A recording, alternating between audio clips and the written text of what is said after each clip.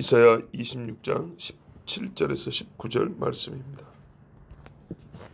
여호와여, 잉태한 여인이 산기가 임박하여 산고를 겪으며 부르짖음같이 우리가 주 앞에서 구와 같으니이다.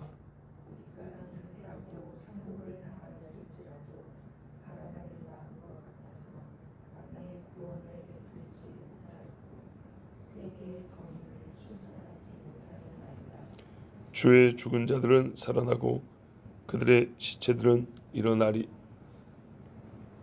제가 어저께 말씀드렸는데 같이 읽습니다. 주의 죽은 자들은 살아나고 그들의 시체들은 일어나리이다. 티끌에 누운 자들아, 너희는 깨어 노래하라.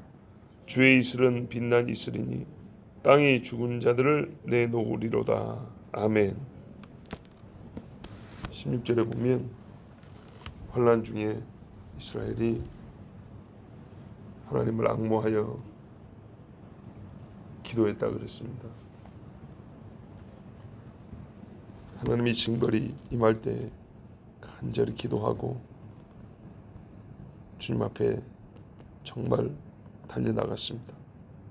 그 정도가 어쩌냐 했더니 그 고통과 부르짖음의 정도를 비유하자면 아기 날 때가 돼가지고 여인이 막 아파서 부르짖는 것과 같이 하나님 앞에 부르짖었다 했습니다. 상황을 조금 더 현실적으로 그려보면 옛날에 전쟁이 있잖아요. 임진왜란이니 병자호란이니 중국에서 쳐들어오고 일본에서 쳐들어오고 할 때 차로 도망가는 어떤 걸어서 도망가는데 분명히 그 중에 산딸이 돼가지고 아기 날 때가 다 된 여자들이 있다고요. 도망가다가 잡히게 생겼어요. 근데 딱 아기가 나오려는 거예요. 쉿 하고 조용히 하라는데 이게 조용해집니까? 애를 낳으려고 하는데 그 상황을 한번 생각해 보세요. 아무 소리도 안 내면서 애를 낳아야 돼요.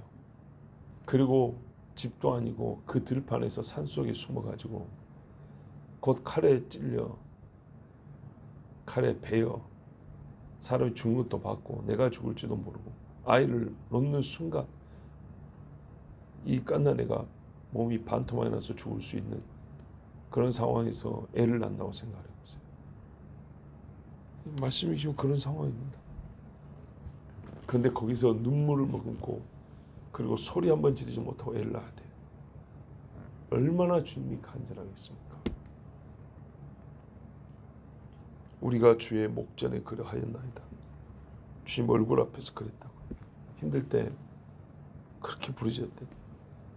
애굽에서도 예루살렘 마디 예루살렘에서도 바벨론에 끌려갔어도 다시 돌아온 예루살렘에서 장차 로마에 불이 탈 때에도 또 돌아온 예루살렘에서 장래 또 이런 일이 반복이 됩니다.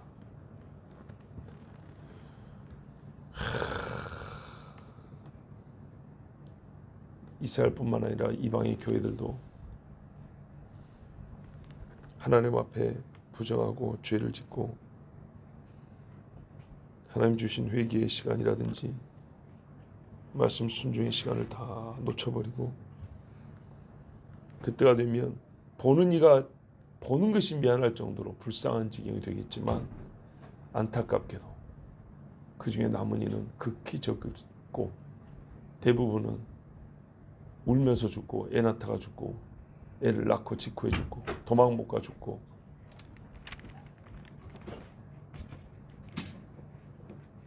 자 18절을 보세요. 우리가 아이를 가졌고 우리가 아픔 중에 있었으나 우리가 내는 것은 마치 바람을 낳는 것 같으니 우리는 땅에서 어떠한 구원도 이루지 못하며 타락한 세상의 건배들도 이루지 못하였나이다. 하나님께 애를 가진 상황은 똑같은데 전에 우리가 어떻게 살았냐면 하나님을 의지하지 않고 내 힘으로 이 애를 낳아보려고 했어요. 갖고 있는 알량한 경건의 모양으로 애를 낳아보려 했어요. 내가 지금까지 쌓은 경건의 내공으로 성경 지식으로 나아보려고 했어요. 근데 힘써서 애 낳는 것과 똑같은 고통이었어요. 똑같은 배도 나왔고요. 애를 낳는데 그 느낌하고 똑같았어요. 나왔다 했어요. 받아보니까 없는 거예요. 바람이었던 거예요. 바람으로 배가 불렀고요. 바람이 애의 느낌을 줬어요. 바람이었어요. 모든 것이 사라져 버렸어요. 이스라엘이 죄를 지으면서 열방에 제사장 나라 노릇 해본다고 해봤는데 이스라엘 보고 하나님 앞에 나온 열방이 없어요. 열국의 힘센 자들은 끝까지 하나님을 비웃어요. 사탄을 섬기는 사람들이 하나님 앞에 돌아와서 제사하지 않냐고 이스라엘이 하는 말이 너희도 우리처럼 사탄을 섬기라 소리를 계속하고 있어요. 나는 그들이 나를 보면 좀 감동받을 줄 알았는데 전혀 아닌 거예요. 세상에 똑똑한 사람들이 성경을 막 풀어주고 했더니 그 중에 몇 사람이 돌아올 줄 알았더니 안 그래요. 여전히 성경을 하고 비웃고 가버려요.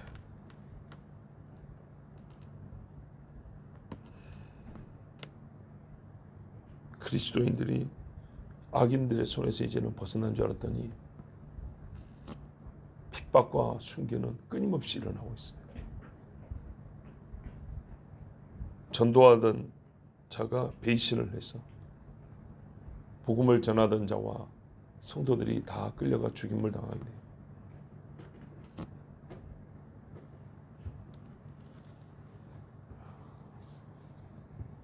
우리가 성경이에요. 이보다 좀 나은 사람, 우리보다 좀 나은 사람이 있어요. 모세는요, 다른 생각 없이 하나님의 백성을 구해야겠다는 일념으로 나섰다가 살인자로 도망가게 됐어요. 한 사람도 모세와 함께 나오지도 못했고 모세를 인정해 주지도 않았어요. 하나님의 부르심을 받았어요. 호렙산에서. 부르심을 받았는데도 하나님의 지팡이를 쓰기 전까지는 애굽의 사람들이 모세를 비웃었어요. 뿐만 아니라 결과 벽돌 만드는 일만 더 어려워지게 만들었어요. 2배. 집 풀악이 흑사에 넣어야 되는데 너희들이 구해서 해. 훨씬 고통이 가중됐어요. 그래서 모세를 원망했어요. 우리 이렇게 힘들게 하려고 왔냐고. 삼손이 제 힘으로 싸워보겠다고 문 열었다가 눈깔이 뽑혔어요. 그리고 블레셋 사람들의 놀이개가 됐어요. 베냐민의 죄를 징치하겠다. 개떡같이 살던 인간들이 어느 한 날 의로운 척하고 군대를 일으켰다가 한 지파만 없어질 뻔했어요. 회개는 없었어요. 여기 다 불의한 것만 있었던 건 아니고 열심도 있고 성의도 있고 하나님께 기도도 했고 그랬는데 분명 아이를 가진 줄 알았고 칠삭둥이라도 하나 날 줄 알았는데 낳는 고통도 있었는데 낳아보니까 바람이었던 거예요. 뭔가 조짐도 좋았고 흐름도 괜찮았는데 열매가 조그만하지만 맺히기 시작했는데 막상 추수 때 보니까 바구니에 담았고 타작게 돌려보니까 바람만 새가 나가는 거예요. 이야, 이스라엘이요? 울긴 울었고 싸우긴 싸웠고 뭔가 구원을 위하여 힘쓴다고 해봤는데 이게 최종 결론이에요. 세상 사람들 중에 한 사람도 돌아온 적도 없고 자기 자신들도 제 힘으로 구원하지 못했어요. 분명히 이스라엘이 마지막 때 하나님 앞에 고백할 말인데 아니 저는 이 말씀을 하면서 꼭 내가 떠오르더라고. 나 자신. 오늘 새벽에도 잠을 자고 우리 오지 않습니까? 꿈의 한 토막을 말씀드리면, 어떤 예수쟁이가 저와 저희 아버지 앞에 와가지고 자기의 신학과 신앙을 자랑하는데 그 중에 뭔 말이 있냐면 귀신이 없다 했어요. 귀신이 없다. 그래서 너는 예수 믿는 사람 맞냐?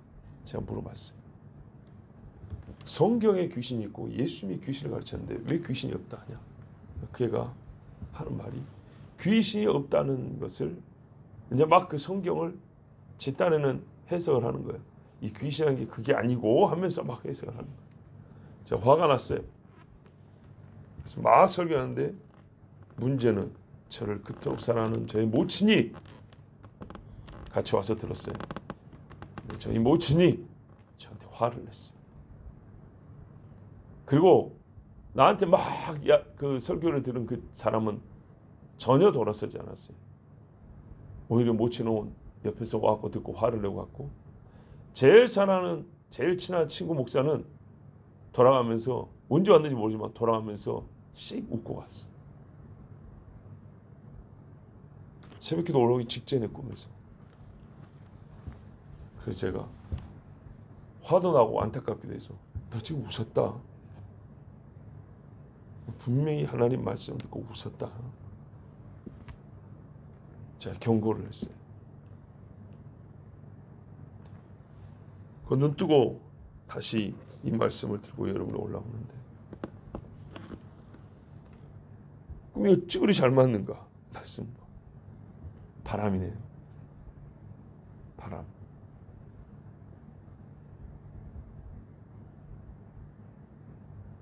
과연 이 새벽에 아마 수천 번을 새벽만 해도 수천 단위가 될 것인데 해산을 했나?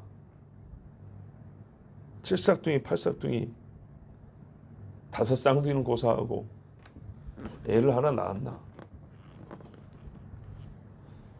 이제는 성도님들이 예배 드리다가 안 나오면 왜 안 오시냐 소리 제가 안 합니다.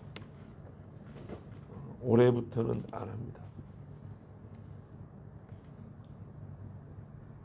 이유를 오늘 이 말씀에서 내가 대답할 말을 여기서 얻었어요.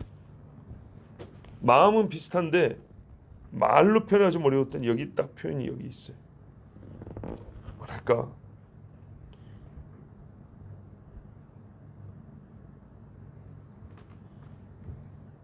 제가 이런 말 한 적 있잖아요. 참, 뭐 물론 집사님이 계시긴 하지만 설교를 유튜브에 올려줍니다. 근데 듣는 사람 보는 사람 얼마 없습니다. 거의 없습니다. 그래서 수고하는 자들이 미안할 정도다. 몇 번이나 이거를 그만해야 되나 고민을 많이 했어요. 그런데 꿈에서 모친도 화를 내고 가고 친구도 비웃고 가는데 누가 얼마나 듣겠냐? 뭐 은혜가 된다고 듣겠냐? 누르면 들을 때가 얼마나 많은데 정말. 야, 그래서 또 부담이 되고 별로 은혜도 안 되는데 굳이 말해가지고 왜 안 오셨어요? 이런 말 이제 못하겠다. 알아서 또 왜 안 오냐고 물어보면 또 그 말 듣고 안 올 수는 없으니까 또 온단 말이에요. 편하게 오시고 싶으면 오고 안 오셔도 괜찮고 듣고 은혜가 되면 되는 거고 또 안 돼도 괜찮고. 그래서 편하게 할 수 있도록 그런 말을 안 합니다. 그러나 우리 하나님은 다릅니다. 19절에 보면 하나님이 죽은 자를 살리신다 했습니다. 죽어가는 사람을 생명을 연장시켜 준다거나 병든 자의 병을 고쳐준다거나 뭐 키가 잘 크고 있는 사람을 몇 센치 더 크게 해준다거나 뭐 그 정도가 아니고요.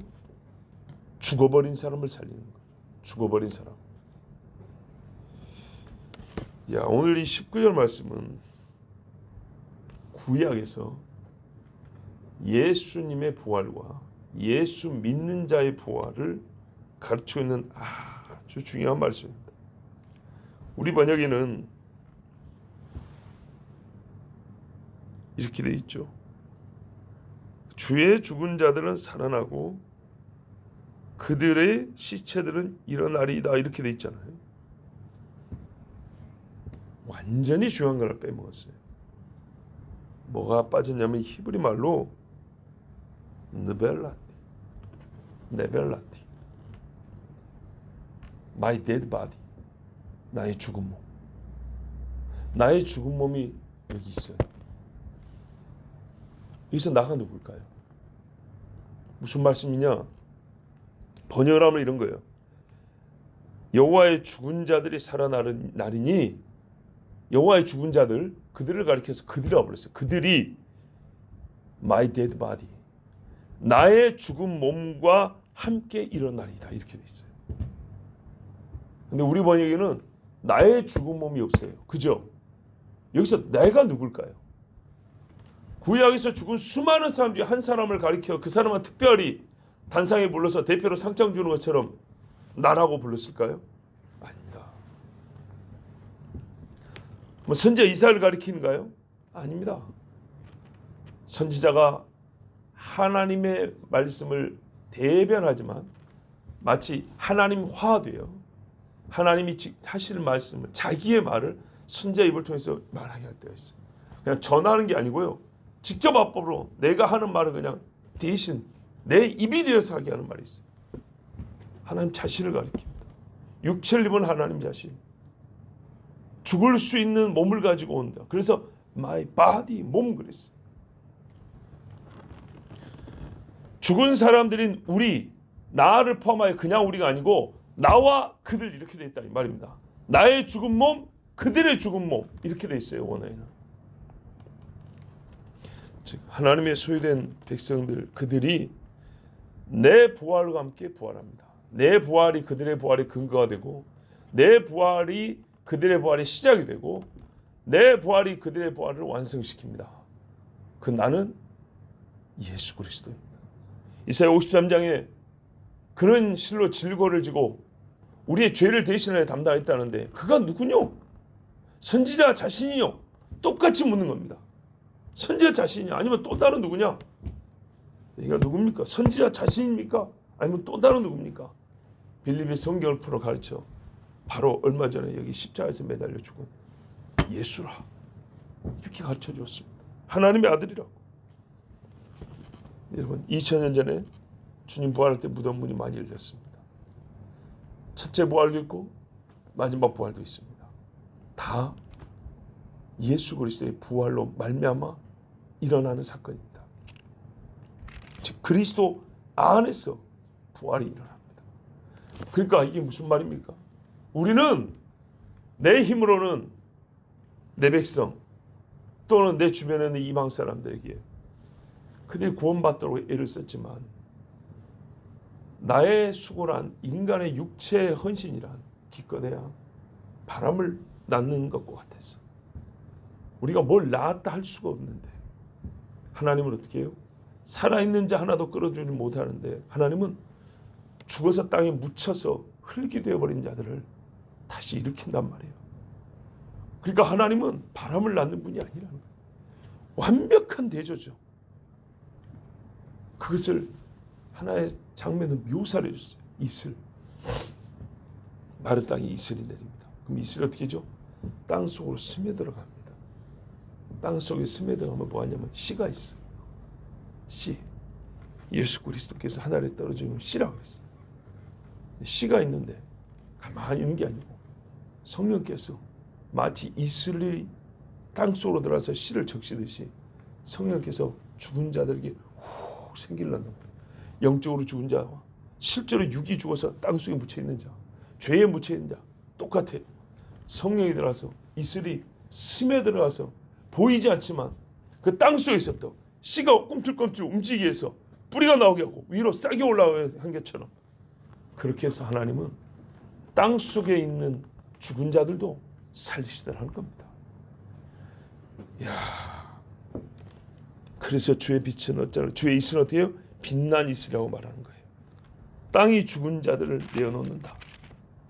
이슬이 빛나는 이슬이 어디 있어요? 이게 생명을 담고 있다는 것. 여호와는 빛이시다. 이걸 지금 여기다 붙여서 같이 언급한 거예요.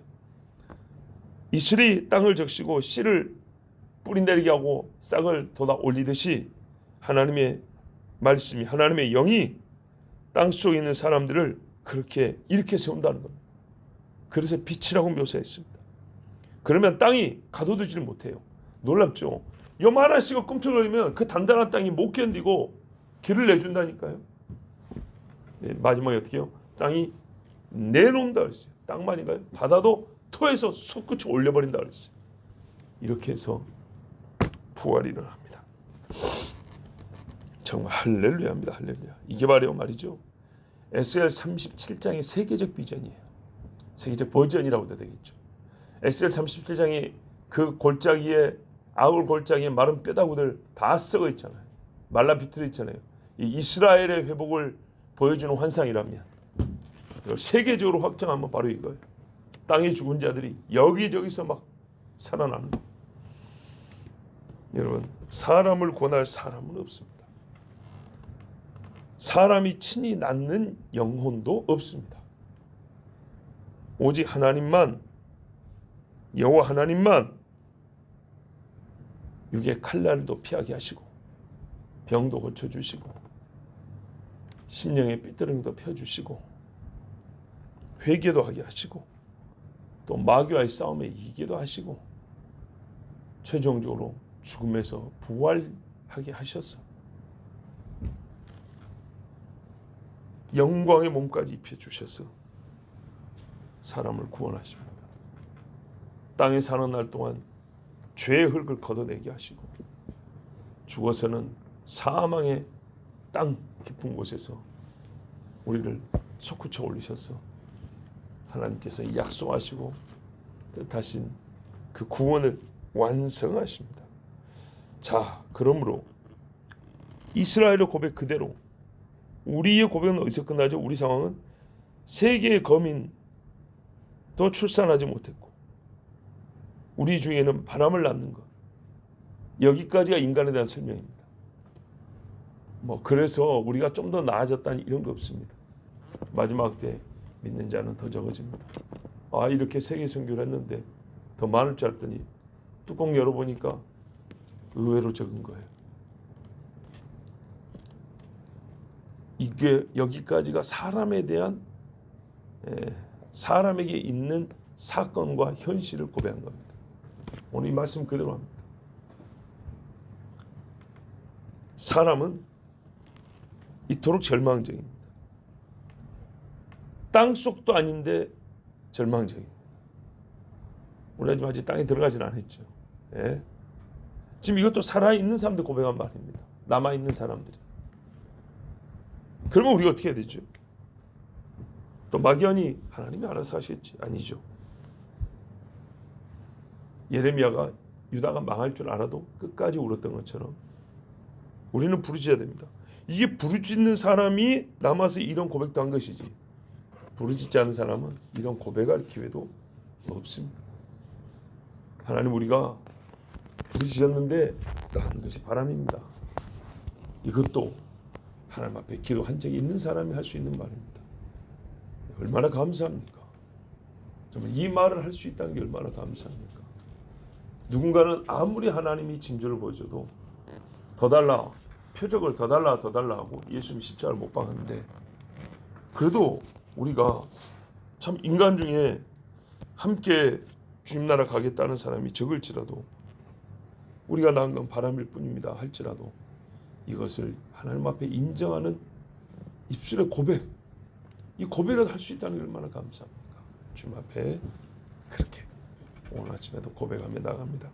기도하겠습니다. 아버지 하나님, 감사합니다. 주께서 사랑하는 자들을 부르시고 주를 또한 찾는 자들이 그 발걸음이 막히지 않냐고 주께 나오게 해주셔서 감사합니다. 주 하나님, 예수님이 제자들을 다시 보낼 때 사랑하느냐 물었습니다. 처음에는 믿음으로 따르게 하시더니 사랑하냐 물었습니다. 그리고 주님, 끝까지 이제 교회들을 세웠을 때는 처음 믿었던 것을 붙잡아라, 소망하라고 아버지 말씀하셨습니다. 믿음, 소망, 사랑은 항상 있다 하였습니다. 우리의 신앙에, 우리가 주님을 따르며 믿음, 소망, 사랑이 항상 함께 있게 하옵소서. 특별히 주님, 오늘 본문의 말씀에 보면 인간에게는 소망이 없습니다. 절망입니다. 망이 끊어졌습니다. 그러나 다른 것은 끊어졌을지라도 우리 입은 여전히 열려서 주님 앞에 기도할 수 있으니 우리의 기도가 멈추지 않게 하시고 주님 오실 날 그때에도 기도하는 입술을 가진 채로 주를 만나게 하옵소서. 예수 그리스도 이름으로 기도하옵나이다. 아멘.